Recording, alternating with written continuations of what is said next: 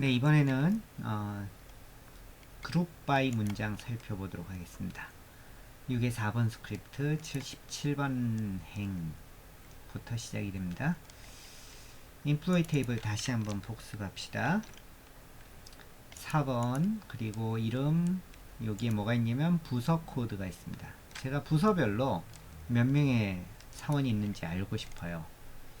그래서 부서별 명수를 구하고 싶습니다. 그룹 by를 씁니다. select from where까지 우리가 공부를 했고요. 그룹 by 그리고 나서 부서 코드를 쓰고요. 그것이 select에 나타나고 그리고 명수 개수를 세는 거죠. count 이름 바꾸었고요. 실행을 시켜볼까요? ACC 부서에 2명, GN 부서에 2명 뭐 이렇게 나왔대요. CS 부서가 제일 많군요. 정렬이 돼서 나왔네요. 알파벳 순으로. 그러나 항상 정렬되는 거 아닙니다. 그래서 정렬되기를 원한다면 반드시 여기에 오더 바이를 붙여야 됩니다.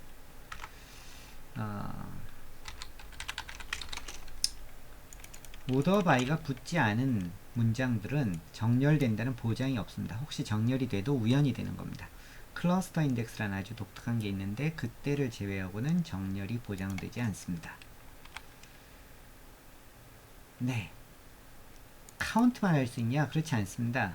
여기에 당연히 sum을 할 수도 있고 숫자라면 average도 할 수 있고 다양한 것들을 할 수 있죠.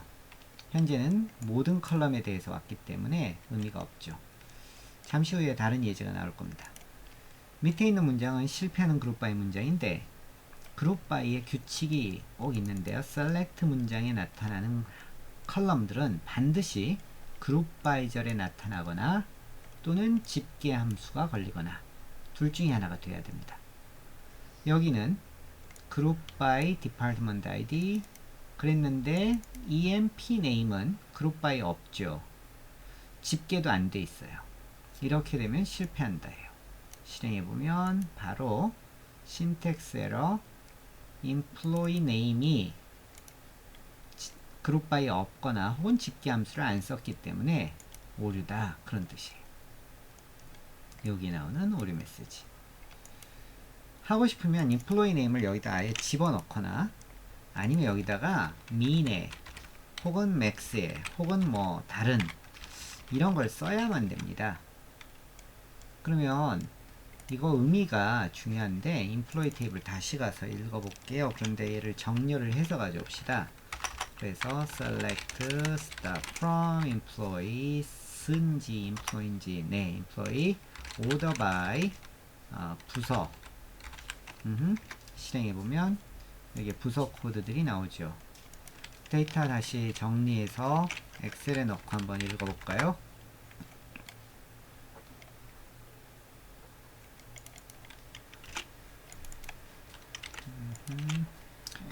네, 부서가 있는데 ACC 부서에는 지금 2명의 직원이 있습니다. 그럼 이 2명 중에 누구를 가져올 거냐라는 거예요. 지금 mean을 가져왔거든요. 최소. 그러니까 알파벳 순으로 정리를 했을 때 먼저 나오는 사람이요. 제대로 하면 dptid emp name 이렇게 돼야겠죠. 아이고 emp name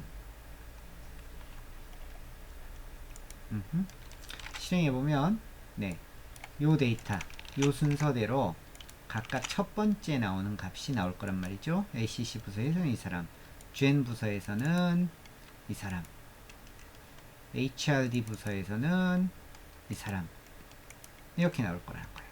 그래서 지금 실행한 걸 보면 네, mean이라고 했기 때문에 실행해 보면 맞죠? 이렇게 나온단 말이죠. 반대로 max를 하면 제일 큰 값이 나오겠죠? 이렇게 나왔는데 카피해서 엑셀에 넣고 비교해 볼까요? 이렇게 나왔는데 데이터 정렬 다시 해볼까요?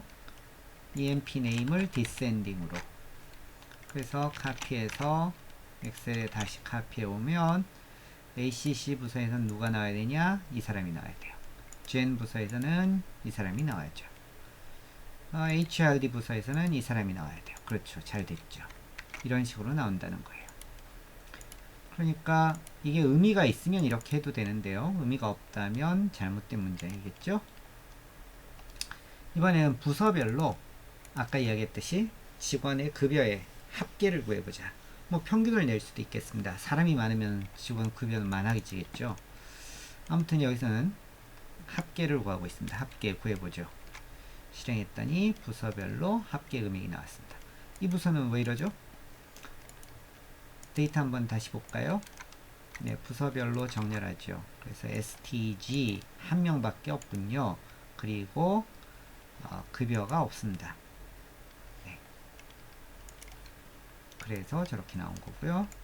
다시 이번에는 부서별로 최대값, 최소값, 그리고 그것의 차이를 구해봐라. 퇴사하지 않은 가격 차이가 나오죠. 그 다음에 아예 에버리지를 구해보자. 이렇게도 할 수 있겠죠. 에버리지를 구해보자. 그래서 해보니까 어느 부서가 제일 돈을 많이 받아가나요?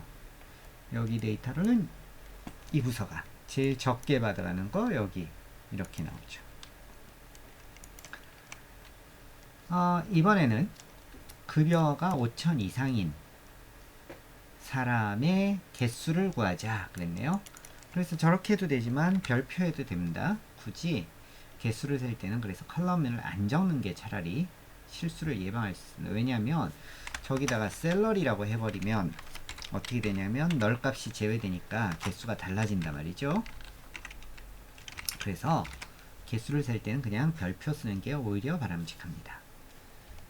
셀러리가 5천보다 큰 사람들만 골라서, 그러니까 다시 돌아가서 여기서 웨어절에 셀러리가 5천보다 큰 사람들, 그 사람들만 골라서 엑셀에 다시 데이터 집어넣어 볼게요. 여기까지예요. 이 밑에는 아니에요. 지우고요. 이것도 우리 아까 했던 거니까 지워버립시다.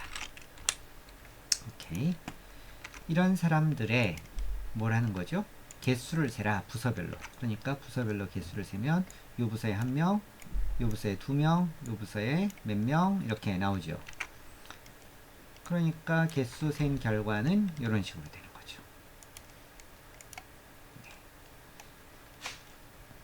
여기는 웨어절이었어요. 전체 데이터 중에 처음 출발할 때부터 5천을 넘지 않는 애들은 제외하는 거죠.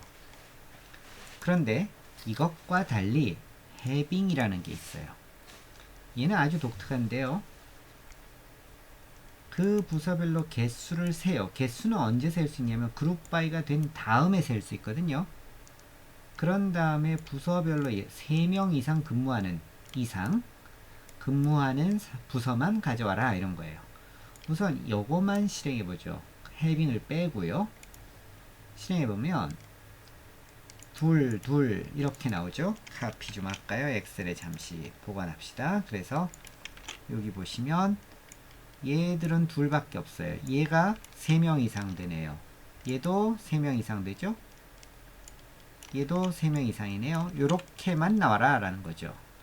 얘는 애초 원 데이터에서는 저걸 할 수 없죠. 그룹 바이 해서 개수를 센 다음에 이게 가능해요. 그래서 그럴 때 해빙을 쓰는데, 해빙은 이렇게 쓰지 말고요. 아예 그룹 바이와 동등하게 처리를 하면 이게 그룹 바이에 반드시 묶이는 거다. 그러니까 그룹 바이가 없이 해빙은 존재할 수 없다. 이렇게 이해할 수 있거든요.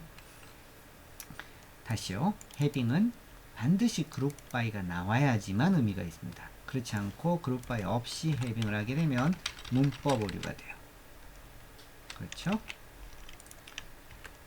네, 실행해 보겠습니다. 그러면 좀 전에 엑셀에서 봤던 그 결과처럼 나타나게 되죠. 이번엔 이렇게 해볼까요? 부서별로 평균 급여를 구해보자. 그래서 나왔습니다. 아까 한번 본 적 있죠. 그런데 평균 급여가 전체 급여보다 더 높은 전체 급여 어떻게 구하죠? 여기서 다시 한번 해볼까요? 복습 겸 select 전체 급여 sum에 아니요 전체 평균 급여요. salary from employee 이러면 되겠죠? 5978이었어요. 그래서 쿼리 문장을 이렇게 쓸 수 있다는 거죠. 5978. 아, 우리 조건 하나 빼먹었군요. 퇴사하지 않은. 다시 해볼까요? 퇴사하지 않은 평균 6060. 그래서 6060보다 높은 부서들의 뭘 가져오죠? 평균 급여를 출력해봐, 이런 거예요. 우선 요거만 먼저 해볼까요? 전체 부서의 평균 급여예요. 그랬더니 이런 결과가 나왔습니다. 그런데 이 중에 6060보다 높은 데는 어디냐라는 거죠. 얘가 6060보다 높죠. 6060보다 낮고요. 두 개가 해당이 되네요. 걔들 출력해라 그런 거예요. 그래서 having 우리 아예 여기다 붙였습시다. 6060보다 높은 거 그랬어요. 그랬더니 두 부서가 나와요. 그런데 이렇게 6060이라고 하면 좋은데 저 값이 언제든 바뀔 수 있잖아요. 그러니까 애초에 서브 쿼리를 쓰는 거죠. 그래서 여기 붙여서 합시다. 아, 줄이 바뀌어서 안 되겠구나. 이렇게 합시다. 실행해보면 똑같은 결과 나오죠. 반대로 평균보다 낮은데 찾아봐, 혹은 이하인데 찾아봐, 이렇게 할 수 있겠죠. 그러면 그 나머지가 나오겠죠. 네, 이런 식의 처리가 가능합니다.